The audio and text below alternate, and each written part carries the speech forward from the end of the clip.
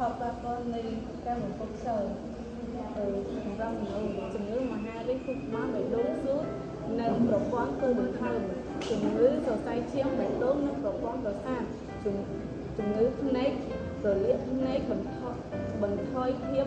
មើលឃើញរបស់ភ្នែកសម្រាប់បរិស្ថានបំផ្លាញស្រទាប់អូស្មូន